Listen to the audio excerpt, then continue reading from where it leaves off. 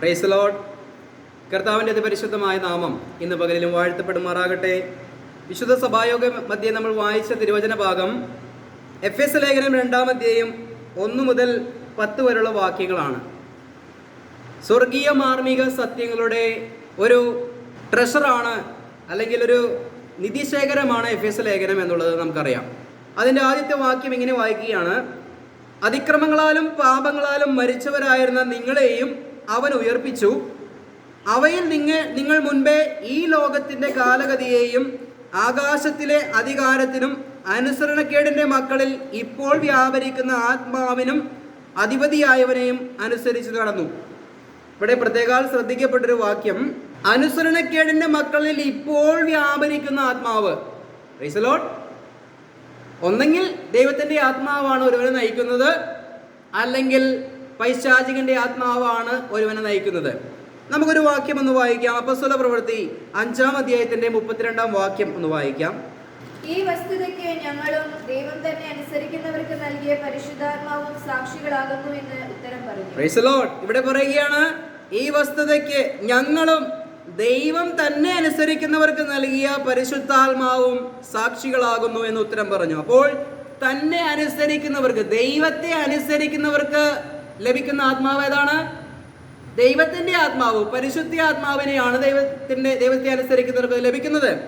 എന്നാൽ എഫെസ് ലേഖനത്തിൽ പറയുകയാണ്, അനുസരണക്കേടിന്റെ മക്കളിൽ ഇപ്പോൾ വ്യാപരിക്കുന്ന ആത്മാവ്. കാര്യം മനസ്സിലായോ? ദൈവത്തെ അനുസരിക്കാൻ മുന്നോട്ട് വന്നു കഴിഞ്ഞാൽ ദൈവത്തിന്റെ ആത്മാവിനെ നമുക്ക് ലഭിക്കും. ദൈവത്തെ അനുസരിക്കാൻ വിമുഖത കാണിക്കുകയാണെങ്കിൽ അവനിൽ ദൈവത്തിന്റെ ആത്മാവ് വസിക്കുകയില്ല, മറിച്ച് അനുസരണക്കേടിന്റെ ആത്മാവ് ആയിരിക്കും വ്യാപരിക്കുക. അത് പൈശാചികന്റെ ആത്മാവാണ്. എന്ന് പറഞ്ഞാൽ രക്ഷിക്കപ്പെട്ടവന്റെ അകത്ത് പരിശുദ്ധാത്മാവും, രക്ഷിക്കപ്പെടാതെ എന്ന് പറഞ്ഞാൽ അനുസരിക്കുന്നവൻ രക്ഷിക്കപ്പെടുന്നു, അനുസരിക്കാത്തവൻ രക്ഷ കാണുന്നില്ല. അവന്റെ അകത്ത് പ്രവേശിക്കുന്നത് പരിശുദ്ധാത്മാവല്ല, ദുരാത്മാവാണ് എന്നുള്ളതാണ് പറയുന്നത്. Price the Lord. നമ്മൾ നിരന്തരം വായിക്കുന്ന ഒരു വാക്യമാണ്, കൃപയാലല്ലോ വിശ്വാസം മൂലം നിങ്ങൾ രക്ഷിക്കപ്പെട്ടിരിക്കുന്നത്, അതിന് നിങ്ങളുടെ പ്രവൃത്തി കാരണമല്ല, ദൈവത്തിന്റെ ദാനം അത്രയാകുന്നു എന്നൊക്കെ സവിസ്തരം കാര്യങ്ങൾ പറഞ്ഞതിന് ശേഷം 10-ാം വാക്യത്തിൽ ഇങ്ങനെ വായിക്കുകയാണ്. എഫെസ് ലേഖനം 2-ന്റെ 10-ാം വാക്യത്തിൽ ഇങ്ങനെ വായിക്കുകയാണ്: നാം അവന്റെ കൈപ്പണിയായി സൽപ്രവൃത്തികൾക്കായിട്ട് ക്രിസ്തു യേശുവിൽ സൃഷ്ടിക്കപ്പെട്ടവരാകുന്നു, നാം ചെയ്തു പോരേണ്ടതിന് ദൈവം അവ മുന്നൊരുക്കിയിരിക്കുന്നു. Price the Lord. ഈ വാക്യമാണ് ഇന്നേ ദിവസത്തെ ചിന്തയുടെ ആധാരമായിരിക്കുന്നത്. ഇവിടെ പറയുകയാണ്, നമ്മൾ ക്രിസ്തുയേശുവിൽ സൃഷ്ടിക്കപ്പെട്ടവരാണ്. ദൈവത്തിന്റെ എന്തോ ഒരു ഉദ്ദേശത്തിന് വേണ്ടി ക്രിസ്തുയേശുവിൽ നമ്മെ സൃഷ്ടിച്ചെടുത്തു. ഇത് സ്വർഗത്തിലെ ദൈവം യേശു ക്രിസ്തുവിലൂടെ ഒരു പ്രത്യേക സൃഷ്ടിപ്പ് നടത്തി. ആ സൃഷ്ടിപ്പാണ് ക്രിസ്തുവിന്റെ ശരീരമാകുന്ന നമ്മൾ എന്നുള്ളതാണ് ഇവിടെ വായിക്കുന്നത്. ഈ ഒരു ആശയത്തിൽ നിന്നുകൊണ്ട് ചിന്തിച്ചപ്പോൾ 2 ചിന്തകൾ എൻ്റെ ഹൃദയത്തിൽ ദൈവം തരുവാനിടയായി തീർന്നു. ഒന്ന്, ദൈവത്തിന്റെ ഉദ്ദേശമാണല്ലോ നമ്മൾ ചിന്തിക്കുന്നത്. ദൈവത്തിന്റെ ഉദ്ദേശപ്രകാരം ഒരു സൃഷ്ടിപ്പ് ദൈവം നടത്തി. അതിനൊരു പ്രത്യേക ഉദ്ദേശമുണ്ട്.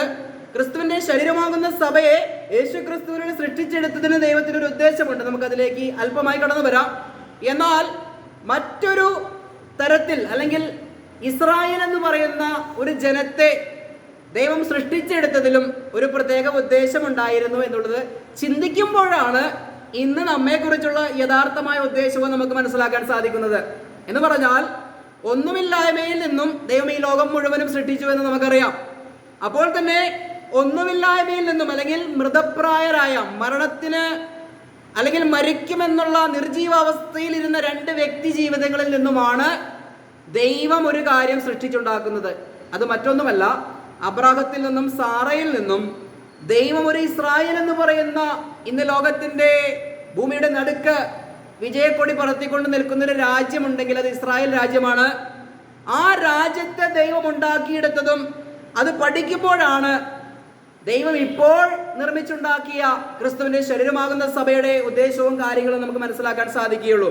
അപ്പോൾ ചുരുക്കമായി ദൈവം സൃഷ്ടിച്ചെടുത്ത ഇസ്രായേലിനെ കുറിച്ച് നമുക്കൊന്ന് ചിന്തിക്കാം. ദൈവത്തിന് പ്രത്യേക ഉദ്ദേശങ്ങളുണ്ടല്ലോ. ആ ഉദ്ദേശപ്രകാരം ദൈവം സൃഷ്ടിക്കുമ്പോൾ, ഒരു കാര്യം ചെയ്യുമ്പോൾ, രൂപകൽപ്പന ചെയ്യുമ്പോൾ അതിൻ്റെ പർപ്പസ് എന്താണെന്ന് മനസ്സിലാക്കി കഴിഞ്ഞാൽ നമുക്കതനുസരിച്ച് മുന്നോട്ട് ആത്മീക ജീവിതം നയിക്കുവാൻ ഇടയായിത്തീരും. അപ്പോൾ ഇന്നത്തെ മെസ്സേജിൻ്റെ ഒരു ഹെഡിങ് എന്ന് പറയുന്നത്, ദൈവത്തിൻ്റെ ഉദ്ദേശം ഇസ്രായേലിലൂടെയും ക്രിസ്തുവിന്റെ ശരീരമാകുന്ന സഭയിലൂടെയും. Price the Lord. ഇതിൽ രണ്ടിലൂടെയും ദൈവത്തിന് രണ്ട് ഉദ്ദേശങ്ങളാണ് ഉള്ളത് എന്നുള്ളത് നമുക്ക് വഴിയെ ചിന്തിക്കാം. ആദ്യമായിട്ട് പുറപ്പാട് പുസ്തകം 19-ാം അധ്യായം 5-6 വാക്യങ്ങളെ വായിക്കുമ്പോൾ ഞാനൊന്ന് പരാമർശിച്ചു പോകാം, അല്ലെങ്കിൽ ഈ മെസ്സേജിന്റെ നീളം അല്പം കൂടി പോകും. ഇവിടെ പറയുകയാണ്, സകല ജാതികളിലും വെച്ച് ഒരു പ്രത്യേക സമ്പത്തായി ദൈവം ഇസ്രായേലിനെ തിരഞ്ഞെടുത്തിരിക്കുന്നു എന്നാണ് പറയുന്നത്. പുറപ്പാട് പുസ്തകം 19-ാം അധ്യായം 5-6 വാക്യങ്ങളെ വായിക്കുമ്പോൾ മനസ്സിലാക്കുന്ന കാര്യമാണ്. ലോകത്തുള്ള സകല ജാതികളിലും വെച്ച് ഇസ്രായേലിനെ പ്രത്യേകമായി ദൈവം തിരഞ്ഞെടുക്കുകയാണ്. അപ്പോൾ തന്നെ ആവർത്തന പുസ്തകം 14-ന്റെ 1-2 വാക്യങ്ങളിൽ വായിക്കുമ്പോൾ അവർ ദൈവത്തിന്റെ മക്കളാണെന്നും സകല ജാതികളിലും വെച്ച് സ്വന്തം ജനമായി ഇവരെ മാത്രമാണ് ദൈവം തിരഞ്ഞെടുത്തത് എന്നും നമുക്കവിടെ കാണാൻ സാധിക്കുന്നുണ്ട്. അപ്പോൾ ദൈവം സൃഷ്ടിച്ചെടുക്കുന്ന ഇസ്രായേലിനെ കുറിച്ച് നമ്മൾ അല്പമായി ചിന്തിക്കുന്നത്. ഇതിനു ശേഷം ദൈവം സൃഷ്ടിച്ചുണ്ടാക്കിയ ബോഡി ഓഫ് ക്രൈസ്റ്റിനെ കുറിച്ച് നമ്മൾ ചിന്തിക്കും. എന്നാൽ ഈ ഒരു പ്രത്യേക ജനമായി ഇരിക്കുമ്പോൾ അപ്പോസ്തലനായ പൗലോസും റോമാലേഖനത്തിൽ ചോദിക്കുന്നുണ്ട്, 3-ന്റെ 1-ാം വാക്യത്തിൽ വായിക്കുന്നുണ്ട്, യഹൂദന് എന്ത് സവിശേഷതയാണുള്ളത്? യഹൂദന് എന്ത് മേന്മയാണുള്ളത്? പല കാര്യത്തിലും വളരെ മേന്മ അവർക്കുണ്ട്. ഒന്നാമതായി ദൈവത്തിന്റെ അരുളപ്പാടുകൾ അവരെയാണ് ദൈവം പരമേൽപ്പിച്ചത് എന്ന് പറയുക. നമ്മൾ നോക്കുമ്പോൾ വിശുദ്ധ ബൈബിൾ എഴുതിയ 40ഓളം വ്യക്തികളെ പരിശോധിക്കുമ്പോൾ അതിൽ 39 വ്യക്തികളും ഇസ്രായേൽക്കാരാണ്. ലൂക്കോസ് എന്ന് പറയുന്ന ഒരു മനുഷ്യൻ മാത്രമാണ് യഹൂദ മതാനുസാരി ആയിരിക്കുന്നത്, അല്ലെങ്കിൽ വിജാതീയനായിരിക്കുന്നത്. അപ്പോൾ 40 എഴുത്തുകാർ നോക്കുമ്പോൾ 39 എഴുത്തുകാരും ഇസ്രായേലരാണ്. അപ്പോസ്തലൻ പറയുകയാണ്, വളരെ കാര്യങ്ങളിൽ അവർ പ്രാധാന്യതയുള്ളവരാണ്. ഒന്നാമത് ദൈവത്തിന്റെ അരുളപ്പാടുകൾ അവർക്കാണ് കൊടുത്തത്, അല്ലേ? മോശ മുതൽ അങ്ങ് യോഹന്നാൻ വരെ വെളിപ്പാട് എഴുതുമ്പോൾ 39 എഴുത്തുകാരും ബൈബിളിലെ വചനങ്ങൾ രേഖപ്പെടുത്തുവാൻ ദൈവം നിയോഗിച്ചത് ഇസ്രായേൽക്കാരെയാണ്. ഒത്തിരി പ്രാധാന്യതകൾ ആത്മീകമായും ഭൗതിക ലോകം നോക്കിയാലും ഉണ്ട്, അല്ലെ? ഇസ്രായേലിനെ കുറിച്ച് അതിലേക്കൊന്നും നമുക്ക് കടക്കാൻ സമയമില്ല. ഇസ്രായേൽ എന്ന് പറയുന്ന ഒരു രാഷ്ട്രം ഉള്ളത് കൊണ്ടാണ് ഈ ലോകം ഇന്ന് ഒരു 50 വർഷത്തെ ഡെവലപ്മെന്റിൽ, അല്ലെങ്കിൽ ഒരു മേന്മയുള്ള ഒരു ജീവിത രീതിയിൽ ഇന്ന് നമ്മൾ ജീവിക്കുന്നത്. നമുക്ക് ഒത്തിരി സൗകര്യങ്ങൾ കൂടി, മൊബൈൽ സംവിധാനങ്ങൾ, യൂട്യൂബുകൾ, അല്ലെങ്കിൽ ഫേസ്ബുക്ക് എന്ന് വേണ്ട സകല കണ്ടുപിടുത്തത്തിന്റെയും പുറകിൽ യഹൂദനാണ് എന്ന് നമുക്കറിയാം. യഹൂദിന് എന്ത് മേന്മയാണുള്ളത് എന്ന് പൗലോസ് ചോദിക്കുമ്പോൾ പൗലോസ് പറയുന്ന ഒത്തിരി മേന്മകൾ അവിടെ ഉണ്ട്. ഒന്നാമത് ദൈവത്തിന്റെ വചനം അവരെയാണ് പരമേൽപ്പിച്ചത്, അല്ലേ? ലോകപരമായി നോക്കിക്കഴിഞ്ഞാൽ ഏറ്റവും കൂടുതൽ നോബൽ സമ്മാനം ലഭിച്ച ജനത, ഏറ്റവും വലിയ വലിയ ശാസ്ത്രജ്ഞന്മാരുള്ള ജനത, സാക്ഷാൽ യേശു ക്രിസ്തുവും ഇസ്രായേലിൽ നിന്നാണ് പുറപ്പെട്ടത് എന്നുള്ളത് നമുക്കറിയാം. ഇസ്രായേൽ എന്ന് പറയുന്നത് ദൈവം തന്റെ ഉദ്ദേശത്തിന് വേണ്ടി സൃഷ്ടിച്ചെടുത്തൊരു രാജ്യമാണ്. ആ ഇസ്രായേലിന്റെ മേന്മ നമുക്കറിയാം. കാരണം എന്താ?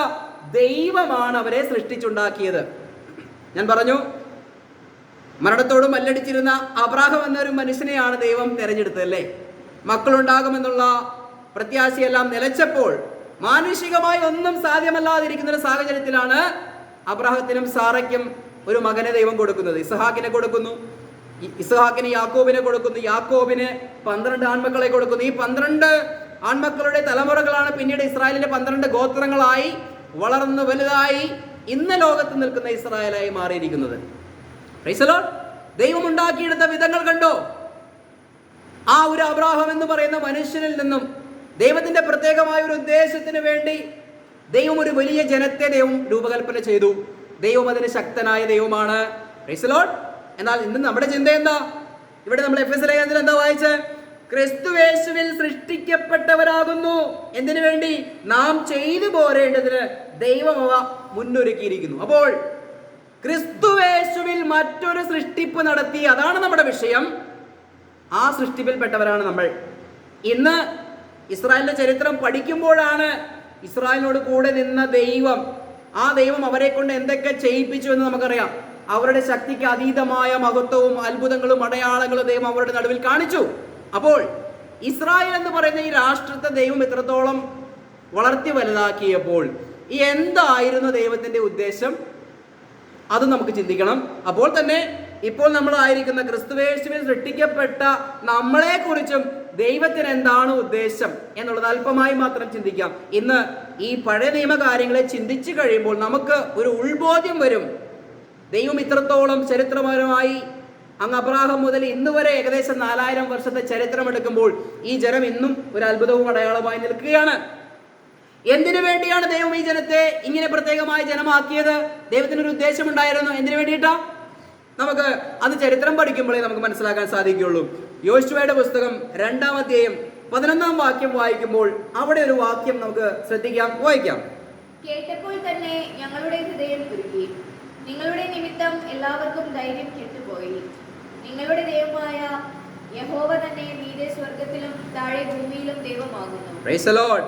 ഇസ്രായേൽ ജനം ഇങ്ങനെ ജയിച്ച് ഓരോ രാജ്യങ്ങളെ കീഴടക്കി കയറി വരുമ്പോൾ അവിടെ രാഹാബ് എന്ന് പറയുന്ന അത്ര നല്ല സ്വഭാവമുള്ള ഒരു സ്ത്രീ ആയിരുന്നില്ല എങ്കിലും ദൈവത്തെക്കുറിച്ച് കേട്ടപ്പോൾ, ദൈവത്തിന്റെ പ്രവൃത്തികളെ കുറിച്ച് കേട്ടപ്പോൾ ഒരു ജാതീയ സ്ത്രീയായ രാഹാബ് എന്ന് പറയുന്ന ഈ സ്ത്രീ പറയുന്ന വാക്കുകളാണ് നമ്മളിവിടെ കേട്ടത്.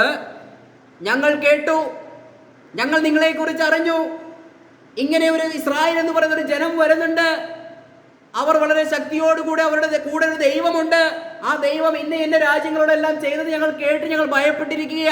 എൻ്റെ ഹൃദയത്തിൽ ഒരു ബോധ്യം വന്നു, നിങ്ങളുടെ ദൈവമല്ലാതെ ആകാശത്തിനും ഭൂമിക്കും നാഥനായ മറ്റൊരു ദൈവമില്ല.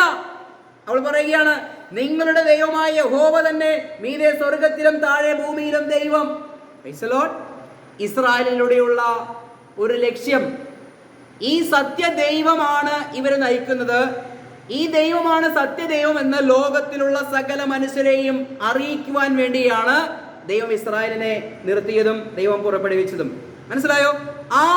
അതിൻ്റെ ചരിത്രം പഠിക്കുമ്പോൾ ഇങ്ങനെയുള്ള പല വ്യക്തി ജീവിതങ്ങളും ഈ സത്യദൈവത്തെ അറിയുവാനിടയായി തീർന്നിട്ടുണ്ട്. ജാതികളായ ഈ മനുഷ്യർ സത്യദൈവമായ ഇസ്രായേലിന്റെ ദൈവമായ യഹോവയെ തേടി മനസ്സിലാക്കി അംഗീകരിച്ച് രക്ഷയുടെ അനുഭവത്തിലേക്ക് കടന്നു വന്ന ചരിത്രം നമുക്ക് ബൈബിളിൽ കാണാൻ സാധിക്കുന്നുണ്ട്. തന്നെയുമല്ല, പുറപ്പാട് സമയത്ത് ഈജിപ്തിലുള്ള മറ്റുള്ള ജാതികൾ ദൈവം ചെയ്ത അത്ഭുതങ്ങൾ കണ്ടപ്പോൾ, അല്ല അടയാളങ്ങൾ കണ്ടപ്പോൾ, 10ഓളം മഹാമാരികളെ കണ്ടപ്പോൾ ഈ ദൈവമാണ് ജീവിക്കുന്ന ദൈവം എന്ന് പറഞ്ഞ് അവരുടെ കൂടെ കൂടുവാനിടയായിത്തീർന്നു. സിറിയക്കാരനായ നയമാനെ കുറിച്ച് നമുക്കറിയാം. ഇസ്രായേലിൽ ഒരു പെൺകുട്ടി പറഞ്ഞ അറിവനുസരിച്ച് ആ ദൈവത്തെ തേടി അവൻ പോവുകയാ, അവന് സൗഖ്യമുള്ളവനായി മടങ്ങി പോവുകയാ. അവനും ഈ സത്യദൈവത്തെ അനുസരിച്ച് മുന്നോട്ട് പോവുകയാ, അല്ലെങ്കിൽ അംഗീകരിച്ച് മുന്നോട്ട് പോവുകയാ. തന്നെയുമല്ല, ശലോമോന്റെ കാലത്ത് സകല പ്രൗഢിയോടുകൂടെ ഇസ്രായേലിന്റെ ദൈവം നിർത്തിയപ്പോൾ അങ്ങ് ശേബയിലുള്ള ഒരു രാജ്ഞി ശലോമോനെ കുറിച്ചും ഈ ദൈവത്തെക്കുറിച്ചും ഈ ദൈവത്തിന്റെ ആലയത്തെക്കുറിച്ചുമെല്ലാം കേട്ടപ്പോൾ ഇതൊന്ന് നേരിൽ കാണണമല്ലോ എന്ന് ആഗ്രഹിച്ച് അവൾ വലിയൊരു പരിവാരത്തോടുകൂടെ ഇസ്രായേലിലേക്ക് വരികയാണ്. നോക്കിക്കഴിഞ്ഞപ്പോൾ അവൾ പറയുകയാണ്, രാജാവേ, ഞാൻ എൻ്റെ രാജ്യത്തായിരുന്നപ്പോൾ നിങ്ങളെക്കുറിച്ച് ഇങ്ങനെ ഒരു കേൾവി മാത്രമേ കേട്ടിരുന്നുള്ളൂ, പക്ഷേ ഞാൻ കേട്ടതിൻ്റെ അപ്പുറത്തേക്കാണ് ഇവിടുത്തെ കാര്യങ്ങൾ ഞാൻ എൻ്റെ കണ്ണുകൊണ്ട് കാണുന്നത് എന്ന് ഈ ശേബാരാജ്ഞി പറയുകയാണ്. അങ്ങനെ ഈ ശേബാരാജ്ഞിയും പറയുകയാണ്, നിന്റെ ദൈവം വാഴ്ത്തപ്പെട്ടവനായ ദൈവമാണ്, നിന്റെ ദൈവമാണ് ദൈവം എന്ന് പറഞ്ഞ് അംഗീകരിച്ച് അവൾ ചോദിച്ചതും കൊടുത്തതും ഒക്കെയും വാങ്ങിയും കൊടുത്തും അവൾ സ്വന്തം ദേശത്തേക്ക് പോവുകയാണ്. അപ്പോൾ ഇസ്രായേലിലൂടെയുള്ള ദൈവത്തിന്റെ ഉദ്ദേശം അതായിരുന്നു, ദൈവത്തിന്റെ പ്രകാശം ലോകത്തിന്റെ അറുതി വരെയും എത്തണം. കാര്യം മനസ്സിലായോ? അങ്ങനെ ദൈവം ഈ ജനത്തിന്റെ ഇടയിൽ വസിക്കുന്നുവെന്നും ഈ ജനമാണ് ദൈവത്തിന്റെ ജനമാണെന്നും ദൈവം അവരുടെ ഇടയിൽ വസിക്കുന്നുവെന്ന് മനസ്സിലാക്കുമ്പോൾ ഈ ലോകത്തുള്ള മിഥ്യാമൂർത്തികളെയും ദൈവമല്ലാത്തതിനെയും എല്ലാം ഉപേക്ഷിച്ച് സത്യവെളിച്ചത്തിലേക്ക് ഈ ജനത്തെ കൊണ്ടുവരുവാനാണ് ഇസ്രായേലിനെ ദൈവം തിരഞ്ഞെടുത്തത്. അതുകൊണ്ടാണ് കർത്താവായ യേശുക്രിസ്തു വന്നപ്പോൾ ഇസ്രായേൽ യഹൂദന്മാരോട് സംസാരിക്കുമ്പോൾ, അല്ലെങ്കിൽ തന്റെ ജനത്തോട് സുവിശേഷം പറയുമ്പോൾ, നിങ്ങൾ ലോകത്തിന്റെ വെളിച്ചമാണ്. യഹൂദരോട് പറയുക, നിങ്ങളാണ് ലോകത്തിന്റെ വെളിച്ചം. കാരണം എന്താ? ഈ വെളിച്ചം ഈ ലോകം മുഴുവനും കൊളുത്തേണ്ടത് നിങ്ങളാണ് എന്ന് കർത്താവ് വീണ്ടും അവരെ ഓർമ്മപ്പെടുത്തുകയാണ്. എന്നാൽ പ്രിയമുള്ളവരെ, എന്താണ് സംഭവിച്ചത്? നമ്മുടെ നാട്ടിലൊരു ചൊല്ലുണ്ട്, കുളിപ്പിച്ച് കുളിപ്പിച്ച് കൊച്ചില്ലാതായി തീർന്നു എന്നുള്ളൊരു ചൊല്ല് നമ്മൾ കേട്ടിട്ടുണ്ട് അല്ലേ? ഇത് തന്നെയാണ് ഇസ്രായേലിന് സംഭവിച്ചത്.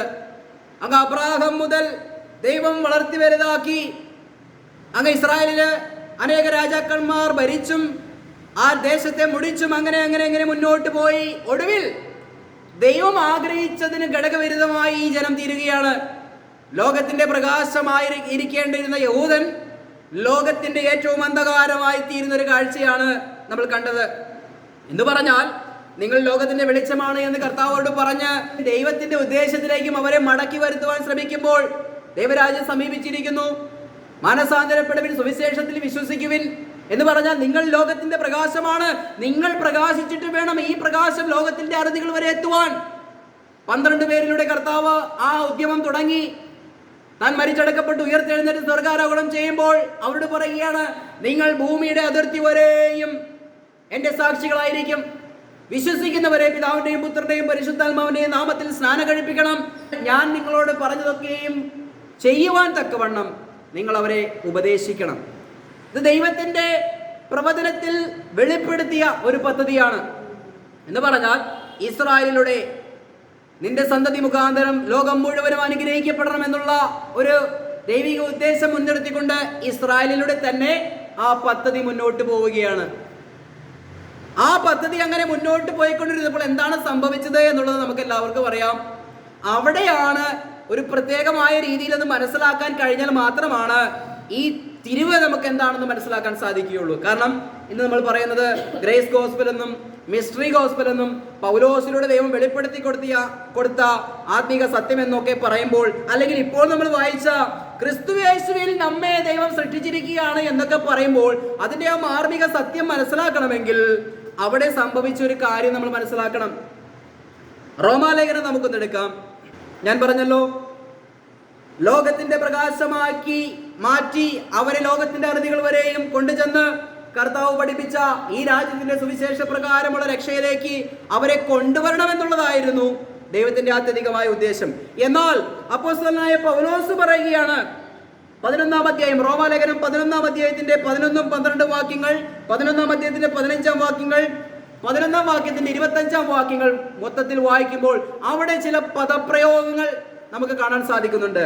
ഇവിടെ പറയുകയാണ്, അവരുടെ ഭ്രംശം, അവരുടെ ലംഘനം, അവരുടെ കാഠിന്യം, അവർ വീണു, അവർ ഇടറി. ഇസ്രായേലിനെ കുറിച്ച് ദൈവം പറയുകയാണ്, ലോകത്തിന്റെ പ്രകാശമായി നിൽക്കേണ്ടിയിരുന്ന യഹൂദൻ ഇപ്പോൾ എന്തായി തീർന്നിരിക്കുന്നു എന്നാണ് അപ്പോസ്തലനായ പൗലോസ് പറയുന്നത്. അവർ വീണു, അവർ ഇടറി, അവർക്ക് ഭ്രംശം സംഭവിച്ചു, അവരുടെ ലംഘനം ഹേതുവായി ഇപ്പോഴിതാ ജാതികളിലേക്ക് രക്ഷ വന്നിരിക്കുകയാണ് എന്ന് അപ്പോസ്തലനായ പൗലോസ് പറയുക. ഒരു കാര്യം കൂടി പൗലോസ് പറയുകയാണ്, നിങ്ങൾ ബുദ്ധിമാന്മാരാണെന്ന് നടിക്കരുത്. ജാതികളുടെ സംഖ്യ പൂർണ്ണമാകുന്നത് വരെ ഇസ്രായേലിന് അംശമായി കാഠിന്യം ഭവിച്ചിരിക്കുന്നു. ഇസ്രായേൽ ഇപ്പോൾ ലോകത്തിന്റെ പ്രകാശമല്ല, കാഠിന്യം ഭവിച്ചിരിക്കുന്ന, മങ്ങിയിരിക്കുന്ന ഒരവസ്ഥയിലാണ്. അതെന്തിനു വേണ്ടിയിട്ടാ? ജാതികൾക്ക് വേണ്ടി ദൈവം ഒരു കാലം തന്നിരിക്കുകയാണ്. ആ ജാതികളുടെ സംഖ്യ പൂർണ്ണമായി റാപ്ചർ കഴിഞ്ഞു കഴിഞ്ഞാൽ വീണ്ടും യഹൂദൻ രക്ഷിക്കപ്പെടും. റോമാലേഖനം 11-ാം അധ്യായം വായിച്ചു കഴിഞ്ഞാൽ ഈ ആശയത്തിൽ ഒത്തിരി കാര്യങ്ങളെ നമുക്ക് കാണാൻ സാധിക്കും. ഇനി പറയാനുള്ള കാര്യങ്ങൾ വളരെ ശ്രദ്ധയോടുകൂടി ഇരുന്നാൽ മാത്രമാണ് നമുക്ക് മനസ്സിലാക്കാൻ സാധിക്കുകയുള്ളൂ. നമ്മൾ എപ്പോഴും കൂടെ കൂടെ പറയുന്നൊരു കാര്യമാണ് rightly divide the word of truth. അപ്പോൾ കർത്താവ് ഗ്രേറ്റ് കമ്മീഷൻ കൊടുത്തപ്പോൾ നമുക്കറിയാം, ഞാൻ നിങ്ങളെ പഠിപ്പിച്ചതിന് പ്രകാരമുള്ള ഈ ഉപദേശം നിങ്ങൾ പഠിപ്പിക്കണം, വിശ്വസിക്കുന്നവരെ സ്നാനപ്പെടുത്തണം, ജലസ്നാനം തന്നെയാണ്, എന്നാൽ അങ്ങ് ഭൂമിയുടെ അറ്റം വരെയും പോകണമെന്ന് പറഞ്ഞു. എന്നാൽ വാസ്തവത്തിൽ എന്താണ് സംഭവിച്ചത് എന്നുള്ളത് എൻ്റെ പ്രിയമുള്ളവരൊന്ന് മനസ്സിലാക്കണം. പുതുതായി വന്ന പ്രിയപ്പെട്ടവരുമൊക്കെ നമ്മുടെ സഭയിലിരിക്കുമ്പോൾ ഈ കാര്യമൊന്ന് അടിസ്ഥാനപരമായി മനസ്സിലാക്കിയില്ലെങ്കിൽ നമ്മൾ പറയുന്ന ഒന്നും മനസ്സിലാക്കാൻ സാധിക്കുകയില്ല. അപ്പോൾ ഇസ്രായേലിനെ കുറിച്ചുള്ള ദൈവിക ഉദ്ദേശത്തിൽ നിന്നും ഇസ്രായേൽ വീഴുവാനിടയായി തീർന്നു. അതുകൊണ്ടാണ് ഈ പദപ്രയോഗങ്ങൾ ഞാൻ ചൂണ്ടിക്കാണിച്ചത്. അവർക്ക് ഭ്രംശം സംഭവിച്ചു, അവർക്ക് കാഠിന്യം ഭവിച്ചു, അവർ വീണു, അവർ ഇടറി, അവർക്ക് ഭാഗികമായി തിമിരം വന്നിരിക്കുകയാണ്.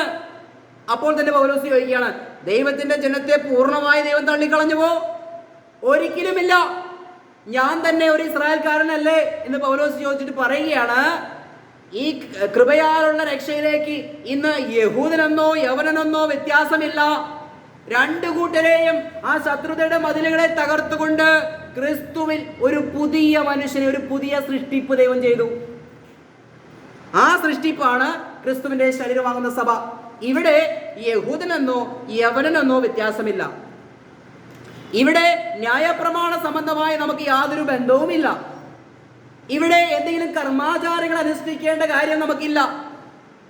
എന്ന് പറഞ്ഞാൽ കൃപയുടെ സുവിശേഷമല്ലാതെ നിലവിലിരുന്ന രാജ്യത്തിന്റെ സുവിശേഷത്തിൽ രക്ഷിക്കപ്പെടുവാൻ എന്തൊക്കെയായിരുന്നു അടിസ്ഥാനപരമായി ഉണ്ടായിരുന്നത്, ആ കാര്യങ്ങളൊന്നും തന്നെ, അതിൽ പലതും മാറ്റം വരുത്തിയിട്ടുള്ള ഒരു പുതിയ റെവലേഷനാണ്, പുതിയ മിസ്റ്ററിയാണ് അപ്പോസ്തലനായ പൗലോസിന് വെളിപ്പെടുത്തി കൊടുത്തത്. അതുകൊണ്ടാണ് പൗലോസ് എഫേസ്യ ലേഖനം 3-ാം അധ്യായത്തിന്റെ 9-ാം വാക്യത്തിൽ ഇങ്ങനെ വായിക്കുകയാണ്: ജാതികളോട് ക്രിസ്തുവിന്റെ അപ്രമേയ ധനത്തെക്കുറിച്ച് പ്രസംഗിപ്പാനും സകലവും സൃഷ്ടിച്ച ദൈവത്തിൽ അനാദികാലം മുതലേ മറഞ്ഞു കിടന്ന മർമ്മത്തിന്റെ വ്യവസ്ഥ ഇന്നതെന്ന് എല്ലാവർക്കും പ്രകാശിപ്പിപ്പാനുമായി ഈ കൃപ നൽകിയിരിക്കുന്നു. പ്രിയമുള്ളവരെ, അനാദികാലം മുതലേ മറഞ്ഞിരുന്ന ഒന്നാണ്.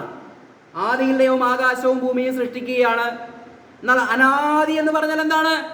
ആദിക്ക് മുൻപുള്ളൊരു കാലത്തിൽ ദൈവത്തിന്റെ ഹൃദയത്തിൽ, തുടക്കവും ഒടുക്കവും അറിയാവുന്നൊരു ദൈവത്തിന്റെ ഹൃദയത്തിൽ ഉണ്ടായിരുന്നൊരു മാസ്റ്റർ പ്ലാൻ ആണ് ഇപ്പോൾ അപ്പോസ്തലനായ പൗലോസിന് ദൈവം വെളിപ്പെടുത്തി കൊടുത്തിട്ട് പറയുകയാണ്, ജാതികളുടെ ഇടയിൽ ഇത് പ്രകാശിപ്പിക്കാനായി ദൈവം എന്ത് ചെയ്തു? എൻ്റെ ഹൃദയത്തെ ദൈവം പ്രകാശിപ്പിച്ചു, അല്ലെങ്കിൽ ദൈവം ഈ കൃപ നൽകിയിരിക്കുക. അപ്പോൾ ജാതികളുടെ ഇടയിൽ ഈ പ്രകാശം കൊടുക്കണം. ഇന്ന് ലോകത്തിന്റെ വെളിച്ചം ആരാണ്? യഹൂദനാണോ അത് ജാതികളാണോ? എങ്ങനെയാണ്? മൊത്തത്തിൽ പറയുമ്പോൾ ഇന്നത്തെ വെളിച്ചം എന്ന് പറയുന്നത് ക്രിസ്തുവിന്റെ ശരീരമാകുന്ന സഭയാണ്. ആ സഭയിൽ അപ്പോസ്തലനായ പൗലോസ് പറഞ്ഞ പോലെ തന്റെ ജനത്തെ ദൈവം തള്ളിക്കളഞ്ഞുവോ? ഒരിക്കലുമില്ല. ഒരു യഹൂദനായാലും ഒരു ജാതിയനായാലും സ്ത്രീ ആയാലും പുരുഷനായാലും ഇനി ഒരു ഷണ്ണനായാലും അവൻ രക്ഷിക്കപ്പെടണമെങ്കിൽ ക്രിസ്തുവിന്റെ ഈ സുവിശേഷ പ്രകാരം വിശ്വാസത്താലുള്ള ഈ കൃപയാലുള്ള രക്ഷ മാത്രമാണ് ഇന്ന് നിലവിലുള്ളത്. എന്ന് പറഞ്ഞാൽ ഇന്ന് രക്ഷിക്കപ്പെടുവാൻ ഒരു മാർഗമേ ഉള്ളൂ. അത് യഹൂദനിലൂടെയല്ല. ഇന്ന് യേശു ക്രിസ്തു എന്നുള്ള ആ 1 പോയിന്റിലൂടെയാണ് നമുക്ക് ഡയറക്റ്റ് എൻട്രിയാണ് സ്വർഗത്തിലേക്ക്. മറ്റേത് അങ്ങനെയല്ലായിരുന്നു. യഹൂദൻ തലയും ജാതികൾ വാലുമായിരുന്നു. എന്ന് പറഞ്ഞാൽ യഹൂദന് എപ്പോഴും ദൈവം ഒരു പ്രാധാന്യത കൊടുത്തിരുന്നു. കാരണം എന്താ? ദൈവത്തിന്റെ സ്വന്തം ജനമാണ്, ദൈവത്തിന്റെ പുരോഹിത ജനമാണ്, ദൈവം ഒരു പ്രത്യേക പർപ്പസിന് വേണ്ടി തിരഞ്ഞെടുത്ത ജനമാണ്. അതുകൊണ്ട് അവരെ മുഖ്യ ധാരയിൽ നിർത്തിക്കൊണ്ട് അവരിലൂടെ മറ്റുള്ള ജനങ്ങളെയും ലോകത്തിന്റെ അറുതി വരെയുമുള്ള ആളുകളിലേക്ക് സുവിശേഷം അറിയിച്ച് അവരെ രക്ഷയുടെ അനുഭവത്തിലേക്ക് കൊണ്ടുവരണം. അപ്പോൾ യഹൂദൻ തലയായിരുന്നു. എന്നാൽ ഇവിടെ പറയുകയാണ്, ഈ യഹൂദനെന്നോ യവനെന്നോ വ്യത്യാസമില്ല, ഇരുകൂട്ടരെയും വേർപാടിന്റെയും നടിച്ചുവർ ഇടിച്ചു കളഞ്ഞു എന്നാ പറയുന്നത്. ക്രൂശിൽ വെച്ച് വേർപാടിന്റെ നടിച്ചുവർ എന്ന് പറഞ്ഞാൽ ഒരു യഹൂദനും ഒരു ജാതിയും തമ്മിൽ ഒരു അകലമുണ്ടായിരുന്നു. ദൈവം അത് വെച്ചതാ. ദൈവം തന്നെ അവർക്ക് നിയമം കൊടുത്തതാ. നിങ്ങൾ ഒരു ജാതിയുടെ അടുക്കൽ പോകരുത്, ജാതീയമായി നിങ്ങൾ ഇടപാടുകൾ ഉണ്ടാകരുത്, ജാതീയ ലോകത്ത് നിന്ന് നിങ്ങൾ വിവാഹം കഴിക്കരുത്. ഇതൊക്കെ ജാതികളെ അങ്ങ് മാറ്റി നിർത്തിക്കൊണ്ടാണ് ദൈവം ഈ പദ്ധതി ദൈവം കൊടുത്തത്. അപ്പോൾ ഒരു യഹൂദനിലൂടെ ജാതികളിലേക്ക് രക്ഷ വേണമെങ്കിൽ അവൻ ഒരു യഹൂദ മതാനുസാരിയായി, ഒരു യഹൂദ ന്യായപ്രമാണജ്ഞനായി, അതിലൂടെ വേണം അവർക്ക് രക്ഷയിലേക്ക് കടന്നു വരുവാൻ. എന്നാൽ അപ്പോസ്തലനായ പൗലോസ് പറയുകയാണ്, അന്നു വരെ നിലവിലുണ്ടായിരുന്ന സകല നിയമങ്ങളെ പൊളിച്ചെഴുതിക്കൊണ്ട് പൗലോസ് പറയുകയാണ്, പരിച്ഛേദനം വേണ്ട, ന്യായപ്രമാണത്തിൽ നിന്ന് നമ്മൾ ഒഴിവുള്ളവരാണ്, നമുക്ക് രക്ഷിക്കപ്പെടുവാൻ ഒരു കർമാചാരത്തിന്റെ ആവശ്യമില്ല. കൃപയാലല്ലോ വിശ്വാസം മൂലം നിങ്ങൾ രക്ഷിക്കപ്പെട്ടിരിക്കുന്നത്.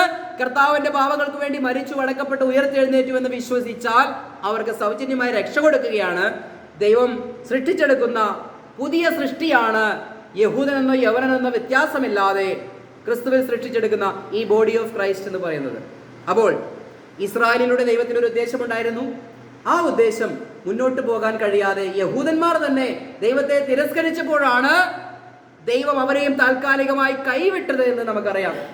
ഇത് ഇന്ന് ലോകത്ത് ഉള്ള വിശ്വാസ സമൂഹത്തോട് പറയുമ്പോൾ മനസ്സിലാക്കാൻ സാധിക്കുന്നില്ല. അപ്പോൾ ചോദിക്കും, കേരളത്തിലാകെ 4, 5, 6 ആളുകൾ മാത്രമേ ഇത് പ്രസംഗിക്കുന്നുള്ളൂ. കഴിഞ്ഞ ദിവസം ഒരാൾ എന്നെ വിളിച്ചപ്പോൾ പറഞ്ഞു, നിങ്ങളുടെ സഭയിൽ 10 or 100 ആളുകൾ ഉണ്ടായിരുന്നെങ്കിൽ ഞങ്ങൾ നിങ്ങളെ അംഗീകരിച്ചേനെ, ഇത് ചുരുക്കം പേരല്ലേ ഉള്ളൂ. അപ്പോൾ അദ്ദേഹം നോക്കിയത് കൂടുതൽ ആളുകളുള്ളതാണ് സത്യം, കുറച്ച് ആളുകളുള്ളത് അസത്യമാണ് എന്ന് ചിന്തിക്കുകയാണ്. കർത്താവായ യേശുക്രിസ്തു ഇവിടെ സുവിശേഷം പറഞ്ഞപ്പോൾ എത്ര പേരെ കിട്ടി? 5 അപ്പം കൊടുത്ത നേരത്ത് 5000 പേരിൽ പരമുണ്ടായിരുന്നു. ക്രൂശിൽ കയറാൻ നേരത്ത് ആരും ഉണ്ടായിരുന്നില്ല. പിൻഗാമികളായിട്ടും 12 അപ്പോസ്തലന്മാരുണ്ടായത്, അതിലൊരാൾ യൂദാസായി പോയി. മറ്റുള്ളവരെല്ലാം ക്രൂശിന്റെ ചുവട്ടിൽ നിന്ന് ഓടിപ്പോയി. യോഹന്നാൻ മാത്രമേ ഉള്ളൂ. അപ്പോൾ സത്യത്തിന്റെ കൂടെ ചുരുക്കം പേരേ ഉള്ളൂ എന്നുള്ളത് കർത്താവായ യേശുക്രിസ്തുവിന്റെ ജീവിതവും എടുത്താൽ നമുക്ക് മനസ്സിലാക്കാൻ സാധിക്കും. അപ്പോസ്തലനായ പൗലോസ് ഒറ്റയ്ക്ക് നിന്ന് ഈ സുവിശേഷം പറഞ്ഞു. അദ്ദേഹം പറയുകയാണ്, ഏഷ്യയിലുള്ളവരെല്ലാം എന്നെ ഉപേക്ഷിച്ചു, അതെന്താ പൗലോസേ അങ്ങേ ഉപേക്ഷിച്ചത്? അങ്ങ് അസത്യം പറഞ്ഞത് കൊണ്ടാണോ? അല്ല, സത്യം പറഞ്ഞപ്പോൾ അത് താല്പര്യമില്ലാത്തവർ തന്നെ വിട്ടുപോയി. അത് തന്നെയാണ് മാറി നിന്നുകൊണ്ട് 2000 വർഷങ്ങൾക്ക് ഇപ്പുറം നമ്മൾ പ്രസംഗിക്കുമ്പോൾ ആ പ്രസംഗിക്കുന്ന സുവിശേഷം അന്ന് 2000 വർഷങ്ങൾക്ക് മുൻപ് പൗലോസ് പ്രസംഗിച്ച സുവിശേഷമാണ് നമ്മൾ പ്രസംഗിക്കുന്നത്. ഇന്നലെ പൊട്ടിമുളച്ച കൂണല്ല ഈ ഗ്രേസ് ചർച്ച് എന്ന് പറഞ്ഞാൽ 2000 വർഷങ്ങൾക്ക് മുൻപ് പൗലോസ് പ്രസംഗിച്ച അതേ സുവിശേഷമാണ് നമ്മൾ പ്രസംഗിക്കുന്നത്. അപ്പോൾ തന്നെ ഇക്കഴിഞ്ഞ 2000 വർഷത്തെ സഭാചരിത്രം എടുത്ത് പഠിക്കുമ്പോഴാണ് അങ്ങ് AD 300-കളിൽ കോൺസ്റ്റന്റൈൻ മനപരിവർത്തനം കൂടാതെ മതപരിവർത്തനം ചെയ്തതിന്റെ വെളിച്ചത്തിലുണ്ടായ പുകിലുകളൊക്കെ നമുക്കറിയാം. ക്രിസ്തീയ സഭകളെ മുഴുവനും ജാതീയവൽക്കരണം ചെയ്ത് ക്രിസ്തീയത ഏതാ ജാതീയത ഏതാ എന്ന് മനസ്സിലാക്കാത്ത രീതിയിൽ 1500 വർഷത്തോളം അന്ധകാരത്തിലാണ്ട് കിടന്നിരുന്ന ചരിത്രം നമുക്കറിയാം. അതിനുശേഷം നമുക്കറിയാം 1800-കളിൽ അല്പമായി എഴുത്തും വായനയും വിദ്യാഭ്യാസവും മനുഷ്യന് വന്നപ്പോൾ, തിരുവചനത്തെ അച്ചടിച്ച് വിതരണം ചെയ്തപ്പോൾ അത് വായിച്ച് മനുഷ്യർ അല്പമായി വെളിച്ചത്തിലേക്ക് കടന്നു വന്നു. 1900-കളിൽ ഈ കൃപയുടെ സുവിശേഷവും രാജ്യത്തിന്റെ സുവിശേഷവും കൃത്യമായി മനസ്സിലാക്കുവാൻ ഇടയായിത്തീർന്നു. ഇന്ന് 2025-ലേക്ക് വരുമ്പോൾ ഇന്ന് നമ്മുടെ മുൻപിൽ ഈ വചനത്തെ പരിശോധിക്കുവാനും മനസ്സിലാക്കുവാനും ഏത് വിധേനയും ഇതിന്റെ സത്യം മനസ്സിലാക്കുവാനുമുള്ള എല്ലാവിധ ഭൗതികമായ എല്ലാ സാഹചര്യങ്ങളും ഉണ്ട്. അപ്പോൾ തന്നെ ദൈവത്തിന്റെ ആത്മാവ്, ഭൗതികമായ സാഹചര്യം മാത്രമല്ല ഞാൻ പറയുന്നത്, ദൈവത്തിന്റെ ആത്മാവിൽ നിഷ്പക്ഷമായി എന്റെ ലാഭം നോക്കാതെ ഈ സത്യം എന്തെന്ന് മനസ്സിലാക്കുവാൻ പഠിച്ചു കഴിഞ്ഞാൽ ഈ സത്യത്തിലേക്ക് നമുക്ക് എത്താൻ സാധിക്കും. ഒരു കാലഘട്ടത്തിൽ നമുക്കറിയാം അപ്പോസ്തലന്മാരിൽ ശ്രേഷ്ഠനായിരുന്ന പത്രോസ് അപ്പോസ്തലൻ, അദ്ദേഹത്തെ ജാതീയനായ കൊർന്നലിയോസിന്റെ വീട്ടിലേക്ക് സുവിശേഷം പറയാൻ വിടുമ്പോൾ അദ്ദേഹം എന്താ പറഞ്ഞത്? അയ്യോ കർത്താവേ, ഒരിക്കലും പാടില്ല, ഞാൻ മലിനമായതൊന്നും ഞാൻ ഭക്ഷിച്ചിട്ടില്ല, ജാതികളുമായി എനിക്ക് സമ്പർക്കമൊന്നുമില്ല എന്ന് പറയാനിടയായിത്തീർന്നു. എന്നാൽ പത്രോസിന് പോലും അവരുടെ ന്യായപ്രമാണത്തിൽ അല്ലെങ്കിൽ യെശയ്യാ പ്രവാചകന്റെ പുസ്തകം 60-ാം അധ്യായത്തിൽ എഴുതിയിരിക്കുന്ന സത്യങ്ങൾ മനസ്സിലാക്കാൻ സാധിച്ചിരുന്നില്ല. കാരണം എന്താ? യഹൂദരുടെ ദൈവം പറയുക, നീ എഴുന്നേറ്റ് പ്രകാശിക്കുക, നിന്റെ പ്രകാശത്തിലേക്ക് ജാതികൾ വരട്ടെ എന്ന് പ്രവാചകന്മാർ പ്രവചിച്ചു വെച്ചിരിക്കുക. ആ പ്രവചന ശബ്ദം പോലും പത്രോസിന് ആ കൊർന്നലിയോസിന്റെ ഭവനത്തിലേക്ക് പോകുമ്പോൾ അറിയാൻ പാടില്ലായിരുന്നു. അയ്യോ, പത്രോസിന് പോലും അറിയാത്തതാണോ ജിനേഷ് ഇവിടെ നിന്ന് പ്രസംഗിക്കുന്നത് എന്നാരും തെറ്റിദ്ധരിക്കരുത്. ഞാനുള്ള സത്യമാണ് പറഞ്ഞത്. കൊർന്നലിയോസിന്റെ ഭവനത്തിലേക്ക് പോകുമ്പോൾ പത്രോസിന് ആ സത്യം അറിയുകയില്ല. പത്രോസിന്റെ ചിന്ത ഞങ്ങൾക്കും യഹൂദന്മാർക്കും മാത്രമാണ് കർത്താവായ യേശുക്രിസ്തുവും ഈ രക്ഷയും, മറ്റു ജാതികളുമായി യാതൊരു സമ്പർക്കവും പാടില്ല എന്നാണ് അതുവരെ പത്രോസിന്റെ തിരിച്ചറിവ്. എന്നാൽ കൊർന്നലിയോസിന്റെ ഭവനത്തിൽ പോയപ്പോൾ പത്രോസ് പറയുകയാണ്, കൊർന്നലിയോസേ, നിനക്കറിയാമല്ലോ ഒരു ജാതീയനുമായിട്ട് യാതൊരു ഇടപാടും ഞങ്ങൾക്ക് പാടില്ല, ഒരു യഹൂദന് നിഷിദ്ധമാണ് എന്ന് നിനക്കറിയാമല്ലോ. അപ്പോൾ അവരുടെ ന്യായപ്രമാണത്തിലുള്ള സ്വന്തം ഇസ്രായേലിൽ നിന്നുള്ള ഈ ജാതികളിലേക്ക് രക്ഷ പോകണം എന്നുള്ളത് പോലും പത്രോസ് മനസ്സിലാക്കിയത് പിന്നീടാണ്. മനസ്സിലായോ? എന്നാൽ നമുക്കറിയാം ഈ യഹൂദ ജാതി ഈ സുവിശേഷവുമായി ലോകത്തിന്റെ അറുതി വരെയും പോയില്ല. കാരണം എന്താ? ആ ജെറുസലേമിൽ തന്നെ അപ്പോസ്തലന്മാർ വധിക്കപ്പെട്ടു, അപ്പോസ്തലന്മാരെ ആട്ടി ഓടിക്കപ്പെട്ടു, കല്ലെറിയപ്പെട്ടു, കൊന്നുകളഞ്ഞു. അല്ലെ? ദൈവിക ശബ്ദങ്ങൾ തിരസ്കരിച്ച ഈ ജനത്തെ ദൈവവും തിരസ്കരിച്ചു കളഞ്ഞു. സ്വന്തം ദേശം പോലും ലഭിക്കാതെ ലോകത്തിന്റെ അറുതികളിലേക്ക് 1900 വർഷത്തിൽ പരം ഇവര് പ്രവാസികളായി കടന്നു. ദൈവരാജ്യം ഇതാ വരുന്നു എന്ന് പറഞ്ഞ് പ്രസംഗിച്ച ആ പ്രസംഗത്തിന്റെ ദൈവരാജ്യം എവിടെ? ദൈവരാജ്യം പോയിട്ട് സ്വന്തം രാജ്യത്ത് പോലും അവർക്ക് അവകാശമില്ലാതെ ദൈവം എന്ത് ചെയ്തു? ആട്ടിപ്പായിച്ചു. ആ ആട്ടിപ്പായിച്ച ഗ്യാപ്പിലാണ് ഇപ്പോൾ അപ്പോസ്തലനായ പൗലോസ് പറഞ്ഞതുപോലെ ദൈവം യേശുക്രിസ്തുവിൽ ഒരു സൃഷ്ടിപ്പ് നടത്തുകയാണ്. ആ സൃഷ്ടിപ്പാണ് ഞാനും നിങ്ങളും. ക്രിസ്തുവിന്റെ ശരീരമാകുന്ന സഭ എന്തിനു വേണ്ടിയിട്ടാ അത് സൃഷ്ടിച്ചെടുത്തത്? ഇന്ന് ലോകത്തിന്റെ പ്രകാശമായി നിൽക്കുവാൻ, ഈ സ്വർഗീയ സത്യം ലോകത്തോട് അറിയിക്കുവാൻ, ക്രിസ്തുവിന്റെ ശരീരമാകുന്ന സഭയെ പണിയുവാൻ. ഇസ്രായേലിലൂടെ ദൈവത്തിന് ഒരു ഉദ്ദേശമുണ്ടായിരുന്നു. അവരിലൂടെ ഈ സത്യദൈവത്തെ ഒന്ന് മനസ്സിലാക്കി കൊടുക്കുവാൻ, സകലത്തിനെയും രക്ഷിക്കുവാൻ. എന്നാൽ ആ ഒരു പദ്ധതിയിലൂടെയല്ല, ആ ഒരു മാർഗത്തിലൂടെയല്ല അപ്പോസ്തലനായ പൗലോസ് ഇവിടെ പ്രസംഗിക്കുന്ന ഈ രക്ഷാമാർഗം. ഇത് തനതായ ഒരു വ്യത്യസ്തതയുള്ള സുവിശേഷമാണ്. അതുകൊണ്ടാണ് ആ സഭയ്ക്കും ആ വിശ്വാസമുള്ളവർക്കും റാപ്ചർ ഉള്ളത്. റാപ്ചർ കഴിഞ്ഞാൽ ദൈവം എന്ത് ചെയ്യും? ചുരുക്കമായി പറഞ്ഞു പോവുകയാണ്, റാപ്ചറിന് ശേഷമാണ് വെളിപ്പാട് പുസ്തകത്തിലെ പല കാര്യങ്ങളും നടക്കാൻ പോകുന്നത്. 144,000 പേരെ ദൈവം മുദ്രയിടും. അവരിലൂടെ നിർത്തിവെച്ചിരിക്കുന്ന ഈ ദൈവരാജ്യം വീണ്ടും പ്രസംഗിക്കും. 2 സാക്ഷികൾ വരും, എതിർ ക്രിസ്തു വരും. അതിന്റെ ഒടുവിൽ 7-ാം വർഷത്തെ ആ പീഡയ്ക്കൊടുവിൽ കർത്താവ് മഹത്വത്തിൽ പ്രത്യക്ഷപ്പെടും. അവർക്ക് രാജ്യം സ്ഥാപിച്ചു കൊടുക്കും. 1000 ആണ്ട് അവരവിടെ വസിക്കും. അപ്പോൾ നമ്മളെവിടെയാ? ഇന്ന് റാപ്ചർ ചെയ്ത് പോയ നമ്മളെവിടെയാ? അങ്ങ് സ്വർഗത്തിൽ 1000 സംവത്സരത്തിൽ പരം, 1007 സംവത്സരത്തിൽ പരം നമ്മൾ സ്വർഗത്തിലായിരിക്കും പ്രിയമുള്ളവരെ.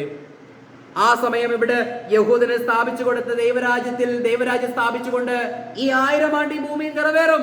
അവിടെയാണ് എഫെസ്യ ലേഖനം 1:10 വാക്യത്തിൽ പറയുന്നത് പോലെ, കാലത്തിന്റെ സമ്പൂർണ്ണതയിൽ സ്വർഗത്തിലുള്ളതും ഭൂമിയിലുള്ളതും പിന്നെയും ക്രിസ്തുവിൽ ഒന്നിക്കും. എവിടെ ഒന്നിക്കും? സ്വർഗത്തിൽ നിന്ന് ഇറങ്ങി വരുന്ന പുത്തനാം ജെറുസലേമിൽ ക്രിസ്തുവിന്റെ ശരീരമാകുന്ന സമയം, ക്രിസ്തുവിന്റെ മണവാട്ടിയാകുന്ന സമയം, ജാതി ലോകത്തു നിന്ന് രക്ഷിക്കപ്പെടുന്ന ആ കൂട്ടവും, അപ്പോൾ തന്നെ സ്വർഗീയ സൈന്യവും സ്വർഗത്തിലുള്ളതും എല്ലാവരും കൂടി വന്ന് ഒത്തുചേരുന്ന ഒരു സംഗമത്തെയാണ് കുഞ്ഞാടിന്റെ കല്യാണം എന്ന് പറഞ്ഞിരിക്കുന്നത്. ഇന്ന് ക്രിസ്തീയ കോളത്തിൽ കുഞ്ഞാടിന്റെ കല്യാണം എന്ന് പറഞ്ഞാൽ കർത്താവ് മധ്യാകാശത്തിൽ വന്ന് നമ്മെ ചേർത്ത് കല്യാണം കഴിച്ചു കൊണ്ടുപോകുമെന്നാണ് ചിന്തിച്ചിരിക്കുന്നത്. അതല്ല കർത്താവിന്റെ കല്യാണം, കുഞ്ഞാടിന്റെ കല്യാണം അതല്ല. ഒരു കല്യാണം എന്ന് പറഞ്ഞാൽ, അല്ലേ, ഒരു കല്യാണത്തിന് നമ്മൾ പോയി കഴിഞ്ഞാൽ എന്തെല്ലാം നമ്മളവിടെ കാണും? വലിയൊരു സദസ്സിനെ നമുക്ക് അവിടെ കാണാൻ കഴിയുമല്ലേ, അല്ലേ? മനുഷ്യരേറ്റവും സന്തോഷിക്കുന്ന, മനുഷ്യരേറ്റവും നല്ല വസ്ത്രങ്ങൾ ധരിക്കുന്ന, മനുഷ്യരേറ്റവും നല്ല ഭക്ഷണം കഴിക്കുന്ന ഒരു അനുഗ്രഹിക്കപ്പെട്ട ഒരു വേളയാണ് വിവാഹം എന്ന് പറയുന്നത്. ഇങ്ങനെ ഏറ്റവും നല്ല ഒരു അനുഗ്രഹിക്കപ്പെട്ട വേളയെ ദൈവം മനുഷ്യന് മനസ്സിലാക്കുന്ന ഭാഷയിൽ എഴുതി വെച്ചിരിക്കുകയാണ് കുഞ്ഞാടിന്റെ കല്യാണം. അപ്പോൾ ഈ കുഞ്ഞാടിന്റെ കല്യാണത്തിന് എങ്ങനെയൊക്കെയാ ആളുകൾ അവിടെ പ്രവേശിച്ചത്?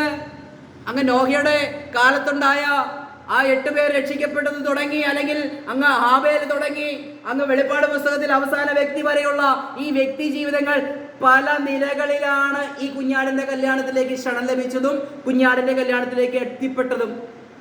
നമ്മളെങ്ങനെയാ കുഞ്ഞാടിന്റെ കല്യാണത്തിലേക്ക് എത്തിപ്പെട്ടത്? കർത്താവായ യേശു ക്രിസ്തു എന്റെ പാപങ്ങൾക്ക് വേണ്ടി മരിച്ചു, അടക്കപ്പെട്ടു, ഉയർത്തെഴുന്നേറ്റു, അത് നീ വിശ്വസിച്ചാൽ നിനക്ക് സൗജന്യ രക്ഷ തരാമെന്ന് പറഞ്ഞപ്പോൾ ആ കല്യാണത്തിന്റെ ക്ഷണം നമുക്ക് കിട്ടി. നമ്മൾ വിശ്വസിച്ചു. നമ്മൾ ഒന്നുമില്ലാത്തവരായിരുന്നു, എന്നാൽ വലിയൊരു കല്യാണത്തിലേക്ക് നമ്മളെ ദൈവം വിളിച്ചു. നമ്മളെ റാപ്ചറാക്കി കഴിഞ്ഞാൽ മറ്റൊരു കൂട്ടം ജനത്തോട് ഇവിടെ ഈ കല്യാണത്തിലേക്ക് ക്ഷണിക്കാൻ പറയുകയാണ്, കുഞ്ഞാടിന്റെ കല്യാണത്തിലേക്ക് ക്ഷണിക്കാൻ പറയുക. അവർക്ക് എങ്ങനെയാ ക്ഷണം കിട്ടുന്നത്? നമുക്ക് കിട്ടിയ പോലെയല്ല. ആ ക്ഷണക്കത്തിൽ വേറൊരു സുവിശേഷമാണ്. എന്ന് പറഞ്ഞാൽ എന്താണ്? നിത്യസുവിശേഷം.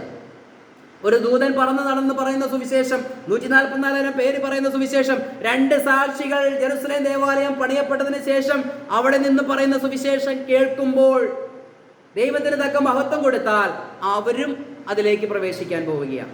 മനസ്സിലായോ? എന്നാൽ 2000 വർഷങ്ങൾക്ക് മുൻപ് യേശു ക്രിസ്തു ഇവിടെ വരുന്നതിന് മുൻപുള്ള ആളുകൾ എങ്ങനെയാ ആ കുഞ്ഞാടിന്റെ കല്യാണത്തിലേക്ക് പ്രവേശിക്കുന്നത്? ആ കാലയളവിൽ ദൈവം കേൾപ്പിച്ച സുവിശേഷത്തോട് അനുസരണം കാണിച്ചവർ ആ വിവാഹത്തിലേക്ക് ക്ഷണിക്കപ്പെട്ടവരായിത്തീരുന്നു. അത് വിശ്വസിച്ചവർക്ക് അവിടെ കയറുവാൻ സാധിക്കുന്നു, വിശ്വസിക്കാത്തവർ തള്ളപ്പെടുകയും ചെയ്യുന്നു. കാര്യം മനസ്സിലായോ? അങ്ങ് ഉൽപ്പത്തി മുതൽ വെളിപ്പാട് വരെ 2 കൂട്ടം ജനം 2 വഴിയെ പോയിക്കൊണ്ടിരിക്കുക. ഒന്ന്, ദൈവത്തിന്റെ ക്ഷണം സ്വീകരിച്ച് ആ കുഞ്ഞാടിന്റെ കല്യാണത്തിന് വേണ്ടി, അല്ലെങ്കിൽ പുത്തനാം ജെറുസലേം ലക്ഷ്യമാക്കി പോകുന്ന ഒരു രംഗം. അബ്രാഹാം പറഞ്ഞല്ലോ, അബ്രാഹത്തിന് ദൈവം വാഗ്ദത്ത ദേശം കൊടുത്തു. എന്നാൽ അബ്രാഹാം കണ്ടത് ആ ദേശത്തെയല്ല, ദൈവം ശില്പിയായി നിർമ്മിച്ചതും അടിസ്ഥാനങ്ങളുള്ളതുമായ ഒരു പട്ടണത്തിനായി അബ്രാഹാം കാത്തിരുന്നു. അപ്പോൾ അബ്രാഹത്തിന് എങ്ങനെയാ ആ പുത്തനാം ജെറുസലേമിൽ കയറുവാൻ അവകാശം കിട്ടിയത്? പ്രിയമുള്ളവരെ, ഒന്ന് ശ്രദ്ധിക്കണം. ഇത്രയെങ്കിലും ബേസിക് ആയിട്ട് മനസ്സിലാക്കിയിരിക്കണം. ദൈവരാജ്യം എന്ന് പറയുന്ന ബൃഹത്തായ ദൈവരാജ്യത്തിലേക്ക് കടക്കുവാൻ അങ്ങ് നോഹയുടെ കാലം മുതൽ, അല്ലെങ്കിൽ ഉൽപ്പത്തി മുതൽ വെളിപ്പാട് വരെ വ്യത്യസ്ത മാർഗങ്ങളായിരുന്നു. 2-3 ആഴ്ചകളായി നമ്മളത് പ്രസംഗിച്ചുകൊണ്ടിരിക്കുക. നമ്മൾ രക്ഷിക്കപ്പെടുന്നത് പോലെയല്ല അങ്ങ് നോഹയും കുടുംബം രക്ഷിക്കപ്പെട്ടത്. നമ്മൾ സ്വർഗത്തിലെത്തുന്നത് പോലെയല്ല അങ്ങ് ഹാബേൽ രക്ഷിക്കപ്പെട്ടത്.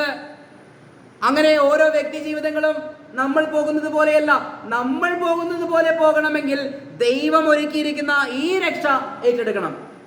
ഏറ്റവും അനുഗ്രഹിക്കപ്പെട്ട, ഏറ്റവും നല്ല പൊസിഷൻ ലഭിക്കുന്ന, ഏറ്റവും നല്ല പദവിയും പ്രതിഫലവും ലഭിക്കുന്ന ക്രിസ്തുവിന്റെ ശരീരമാകുന്ന സഭയിലൂടെ, അതിന്റെ മാർഗത്തിലൂടെ രക്ഷിക്കപ്പെട്ടാലാണ് ഏറ്റവും അനുഗ്രഹിക്കപ്പെടുന്ന നിലവാരത്തിൽ നമുക്ക് ദൈവത്തിലായിരിക്കാൻ കഴിയുകയുള്ളൂ. സ്വർഗരാജ്യത്തിൽ പൊസിഷനുകളുണ്ട് എന്നുള്ളത് നമുക്കറിയാം. ആ പൊസിഷൻ നോക്കുമ്പോൾ പിതാവായ ദൈവം, പുത്രനായ ക്രിസ്തു, ശരീരമാകുന്ന സഭ. പിന്നീട് ആരാ? 144,000 പേര്. പിന്നീട് മണവാട്ടി സഭ. പിന്നീട് ഈ 1000 ആണ്ടും അതിജീവിക്കുന്ന ജാതികൾ. ജാതി ലോകം ഇവിടെയുണ്ട്. പുതിയ ആകാശവും പുതിയ ഭൂമിയും ദൈവം സൃഷ്ടിക്കുമ്പോൾ, കാര്യം മനസ്സിലായോ? ഒരു പുതിയ ആകാശവും പുതിയ ഭൂമിയും ദൈവം സൃഷ്ടിക്കുമ്പോൾ അതിനകത്ത് ഇറങ്ങി വരുന്ന പട്ടണത്തിൽ മക്കൾ താമസിക്കും. മക്കളെങ്കിലോ അവകാശികളുമാണ്. നമ്മൾ മക്കളാണെങ്കിൽ ആ പുത്തനാം യെരൂശലേമിൽ അകത്ത് നമ്മൾ വാഴും. എന്നാൽ ആ പട്ടണത്തിന് പുറമെയുള്ള പുതിയ ആകാശത്തിലും പുതിയ ഭൂമിയിലും ജാതികളുണ്ട്. നമ്മൾ അവരെയും കൂടി ഭരിക്കുവാനിടയായിത്തീരും. നമ്മുടെ പൊസിഷൻ എന്ന് പറയുന്നത്, എൻ്റെ പ്രിയമുള്ളവരെ, ഒരു രാജ്യത്തെ ഭരിക്കുന്നവരായിട്ടുള്ള അതിലും ഉപരിയായിട്ടുള്ള വലിയ പൊസിഷനുകളാണ് നമുക്ക് ദൈവം വെച്ചിരിക്കുന്നത്. വലിയ അനുഗ്രഹങ്ങളാണ് നമുക്ക് ദൈവം വെച്ചിരിക്കുന്നത്. നമ്മൾ എന്താ ചെയ്തത്? ദൈവം ക്രിസ്തുവിലൂടെ സൃഷ്ടിച്ചെടുത്ത ബോഡി ഓഫ് ക്രൈസ്റ്റ് എന്ന് പറയുന്ന ദൈവസഭയിൽ അംഗങ്ങളായി തീർന്നു. കൃപയാൽ സൗജന്യമായി നമ്മൾ അതിലേക്ക് രക്ഷിക്കപ്പെട്ട് കടന്നവരായി തീർന്നു. അങ്ങനെയുള്ള ആ ഒരു യോഗ്യത കൊണ്ട് മാത്രം ദൈവത്തിന്റെ കൃപയാൽ രക്ഷിക്കപ്പെട്ടു. ദൈവത്തിന്റെ വചനം നമ്മൾ കേട്ട് വിശ്വസിച്ചു എന്നുള്ള ഒരൊറ്റ കാരണത്താലാണ് നമുക്കിതെല്ലാം സൗജന്യമായി ലഭിക്കുന്നത്. ഇത് നിസ്സാരമായിട്ട് കാണാൻ കഴിയുന്ന ഒരു കാര്യമല്ല. ഇന്ന് ഈ ലോകത്തിലുള്ള എല്ലാവരുടെയും അധ്വാനവും, എല്ലാ ഉറക്കൊളിപ്പും അധ്വാനവും മുഴുവനും ഈ ലോകത്ത് എനിക്ക് എന്തെങ്കിലും ഒരു ഐഡന്റിറ്റി ഉണ്ടാക്കിയെടുക്കണം എന്നുള്ള ലക്ഷ്യത്തോടു കൂടിയാണ് മുന്നോട്ട് പോകുന്നത്, അല്ലേ? എന്നാൽ നമ്മുടെ ഐഡന്റിറ്റി ക്രിസ്തുവിൽ ഒന്ന് പരിശോധിക്കുമ്പോഴാണ് നമ്മൾ കർത്താവിൻ്റെ ശരീരത്തിൻ്റെ ഭാഗമാണെന്നും, നമ്മൾ സ്വർഗീയ പൗരന്മാരാണെന്നും, നമ്മൾ പുത്തനാം ജെറുസലേമിൽ ഒന്നിക്കേണ്ടവരാണെന്നും, ദൈവം നമുക്ക് നൽകാനിരിക്കുന്ന പ്രതിഫലങ്ങളെ നമ്മൾ വാങ്ങുമെന്നും, ക്രിസ്തുവിൻ്റെ ന്യായാസനത്തിൽ നിൽക്കുമെന്നും, നാം അങ്ങ് നിത്യമായി ദൈവത്തോടു കൂടെ വാഴുമെന്നുമുള്ള ഐഡന്റിറ്റി നമുക്ക് മനസ്സിലാക്കാൻ സാധിക്കുന്നത്. Price the Lord. ക്രിസ്തുവിൽ നമ്മുടെ ഐഡന്റിറ്റി നമ്മൾ തിരിച്ചറിഞ്ഞിരിക്കണം. ലോകപരമായിട്ടുള്ള ഐഡന്റിറ്റി പലതും ഉണ്ടായിരിക്കാം. നമ്മൾ കഴുത്തിൽ കെട്ടി തൂക്കി നടക്കും, അല്ലേ? പക്ഷേ ക്രിസ്തുവിൽ നമ്മുടെ ഐഡന്റിറ്റി അതൊരു പക്ഷേ ലോകം അംഗീകരിക്കണമെന്നില്ല, ലോകം കാണണമെന്നില്ല. ഞാൻ പ്രാരംഭമായി പറഞ്ഞുവല്ലോ, ഏലിയാബിന്റെയും ദാവീദിന്റെയും കാര്യം. ലോകപരമായ ഐഡന്റിറ്റി ഉണ്ടായിരുന്ന മനുഷ്യനാണ് ഏലിയാബ്. ദൈവം പറയുക, ഞാൻ അവരെ നേരത്തെ തള്ളിക്കളഞ്ഞതാ. പക്ഷേ ലോകപരമായ ഒരു ഐഡന്റിറ്റിയും ദാവീദിനുണ്ടായിരുന്നില്ല. പക്ഷെ ദാവീദിനെ കുറിച്ച് ദൈവം പറയുക, ഇവൻ എൻ്റെ ഹൃദയത്തിനിണങ്ങിയ മനുഷ്യനാണ്. അങ്ങനെ ദൈവത്തിന്റെ ഹൃദയത്തിനിണങ്ങിയ മനുഷ്യന്മാരെ കൂട്ടിച്ചേർത്ത് പണിയുന്ന, ഇവിടെ പറയുകയാണ്, ക്രിസ്തു യേശു തന്നെ മൂലക്കല്ലായിരിക്കെ നിങ്ങളെ അപ്പോസ്തലന്മാരും പ്രവാചകന്മാരും എന്ന അടിസ്ഥാനത്തിന്മേൽ പണിതിരിക്കുന്നു. Praise the lord. അങ്ങനെ പണിയപ്പെട്ട ഈ ഭവനത്തെ, ഈ ശരീരത്തെ ചേർക്കുവാനാണ് കർത്താവ് മധ്യാകാശത്തിൽ വരുന്നത്. ഇസ്രായേലിൽ നടക്കുന്ന ഓരോ സംഭവങ്ങളും വിളിച്ചു പറയുന്നത്, ലോകത്തിലെ ഓരോ സംഭവങ്ങളും വിളിച്ചു പറയുന്നത്, ഇനി അധികം താമസമില്ല, നമ്മുടെ കർത്താവ് മധ്യാകാശത്തിൽ വന്ന് നമ്മെ ചേർക്കും. അങ്ങനെ ചേർത്ത് കഴിഞ്ഞാലാണ് ബാക്കിയുള്ള കാര്യങ്ങൾ കർത്താവിന് നടപടിയായി നിവർത്തിപ്പാൻ കഴിയുകയുള്ളൂ. അതുകൊണ്ട് നമ്മുടെ വിളിയും തെരഞ്ഞെടുപ്പ് നമ്മൾ മനസ്സിലാക്കിയിരിക്കണം, കൃത്യമായി മനസ്സിലാക്കി. വളരെ സന്തോഷത്തിലും സമാധാനത്തിലും വിശ്വസിക്കുന്നവർക്കുള്ള സകല സന്തോഷത്താലും സമാധാനത്താലും ദൈവം നമ്മെ നിറയ്ക്കും. വിശ്വസിക്കുന്നവർക്കുള്ള സന്തോഷവും സമാധാനവും. ഈ വിശ്വസിക്കുന്നവർക്കുള്ള സന്തോഷവും സമാധാനവും എന്ന് പറഞ്ഞാൽ, വിശ്വസിക്കുന്ന എനിക്കറിയാം, ഈ ലോകത്ത് ഏറിയാൽ 70 അല്ലെങ്കിൽ 80 അല്ലെങ്കിൽ ഒരുപക്ഷെ 40 50 വയസ്സാകുമ്പോൾ മരിച്ചു പോകാം, ഒരു ഗ്യാരണ്ടിയുമില്ല. ഇത് കഴിഞ്ഞാലും ഈ ലോകത്ത് എന്ത് തന്നെ ആയിരുന്നാലും എനിക്ക് സേഫ് ആയിട്ടുള്ളൊരു ഭാവി കർത്താവിൽ എനിക്കുണ്ട് എന്നുള്ളൊരു സമാധാനവും സന്തോഷമാണ് എനിക്കുള്ളത്. ക്രിസ്തുവിൽ വിശ്വസിക്കുന്നവർക്കുള്ള സന്തോഷവും സമാധാനത്താലും ദൈവം നിങ്ങളെ നിറയ്ക്കുമാറാകട്ടെ. നമ്മൾ ഈ ജീവിതം കഴിഞ്ഞ് മറ്റൊരു ജീവിതത്തിലേക്ക് പോകേണ്ടവരാണ്. അതിനുവേണ്ടിയുള്ള ഒരുക്കങ്ങളും പഠനങ്ങളുമാണ് ദൈവസഭ പ്രഖ്യാപിക്കുന്നത്, ദൈവസഭയിലൂടെ ദൈവം അറിയിക്കുന്നത്. ഈ ആഹ്വാനം ഏറ്റെടുത്ത് എല്ലാവരും അനുഗ്രഹിക്കപ്പെടുവാൻ ദൈവം ഇടയാക്കട്ടെ. Price the Lord.